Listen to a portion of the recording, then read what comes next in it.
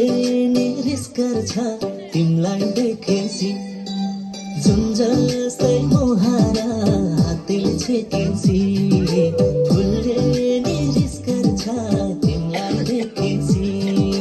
मग मग भाषण चल्यो छैन धुपैको ए मग मग भाषण चल्यो छैन धुपैको मलाई त मोहन लाग्यो तिम्रो रूपैको मलाई त मोहन लाग्यो तिम्रो रूपैको मलाई त मोहन लाग्यो तिम्रो रूपैको